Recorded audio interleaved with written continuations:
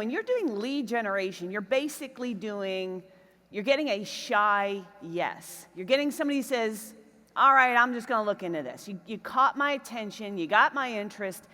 Now we don't want it to fall apart. So diagnostic selling is kind of like this, because supposing is good, but knowing is better.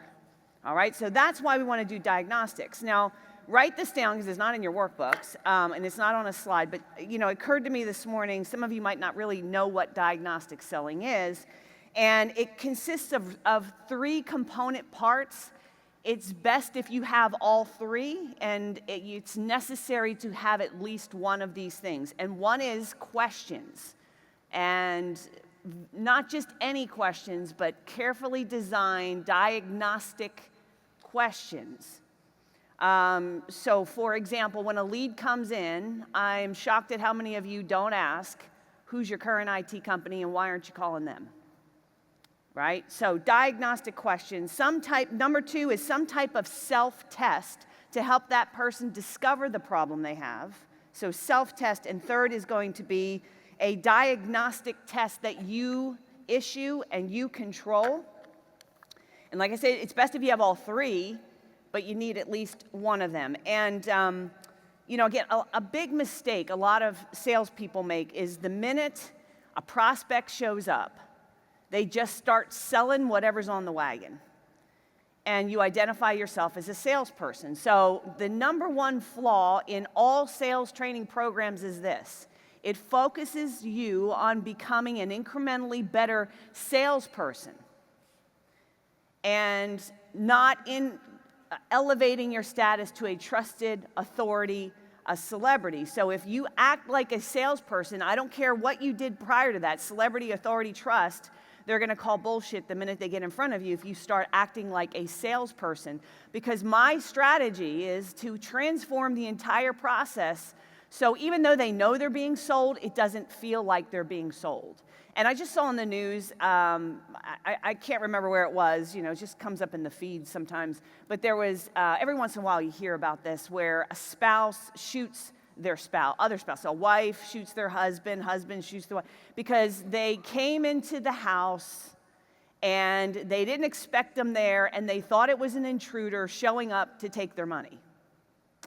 Well, that's kind of how salespeople are treated too, right? You are somebody showing up uninvited in their home to take their money, and like any other intruder, you're going to get shot on sight, okay? So you do not want to position yourself as a salesperson.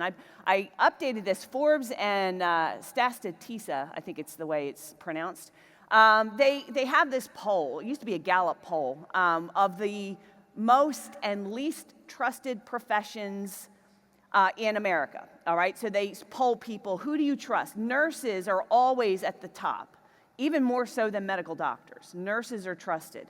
Way down on the list, check this out. Car salespeople and salespeople in general, high distrust. Finally, members of Congress have made the bottom of the list. And they've earned it, all right? And they've earned it. Okay, and what, now for years, actually, members of Congress were more trusted than salespeople. So this is a new updated stat. And this is why, whatever you do not want to look like, smell like, act like, talk like a salesperson. And so if you do a diagnostic process when you're selling, that's a way of elevating your status as an authority, okay? So again, car salespeople, members of Congress. So how do you spot a salesperson in the woods, okay? Here are the top 10 signals.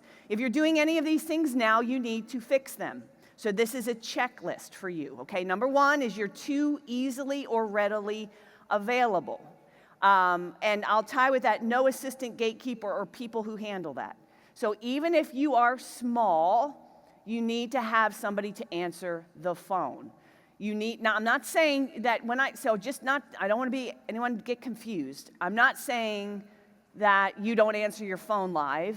I'm saying it's just you don't answer your phone live, right? There's a difference. Because the minute that you answer your phone live, it sends the signal that you're small and you can't be that busy. Because an in-demand consultant is hard to get to.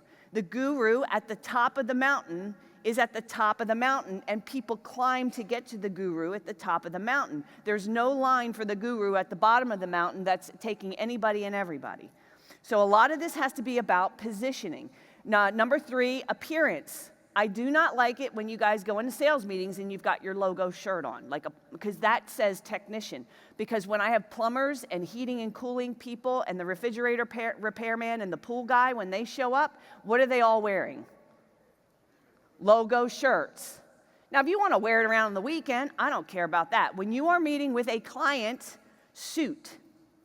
Now, you don't have to be, complete suit, tie, maybe, or maybe you do. It depends on the audience you're selling to. If you're selling to bankers, you better wear a suit and tie. If you, at a minimum, maybe a casual jacket, collared shirt. Now, your techs can wear the logo shirt because they're engineers, but not you. Brochure instead of authority-related materials. So salespeople have brochures.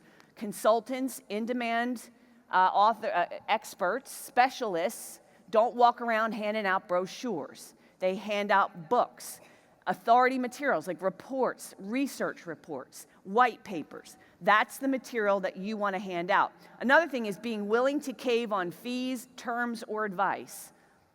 Because if you are busy and in demand, you won't budge on your price. It's like, hurry up, Bubba, make a decision because I got 10 more standing here in line, and if you want me, you better make a decision now because and I can't even start your project for 6 months. So if you want, the busy in demand doctor, hairstylist, people who are high in demand, you just don't call up and say, well, I want to come see them tomorrow. It's like, I'm sorry, they're booked out to July. That should be kind of the answer. Now, I'm not saying in your sales process that you make a prospect wait for 3 months to meet with you. What I am saying is that you don't want to be too willing to cave on fees, too willing to give a discount, too willing to roll over on your advice. This is another thing you want to write down. People want certainty.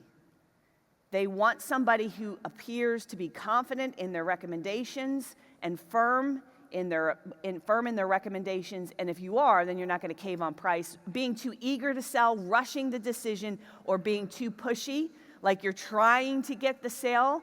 And I'm not saying that you don't try to get the sale, but you don't want to appear to be trying to get the sale. One book that everybody should read is Chris Voss, Never Split the Difference. If you want a way to know how to elegantly get somebody to say yes, that's the book for you. And I know a lot of you have access to his videos, and you should go back and watch those videos. Evading questions or appearing squeamish about price. It's, again, surprising to me how many of you never raise price in the first sort of sit-down consultation. Now, I'm not saying you lead with it, but I definitely think that you need to bring it up. If your prospects, the first time if a prospect sees price is when you email them your proposal, which is exactly how salespeople act. If that's the first time they're seeing price, you've got it all wrong. So you have to have that price discussion. I wouldn't have it until I've asked some diagnostic questions, but you want to raise price because that shows confidence.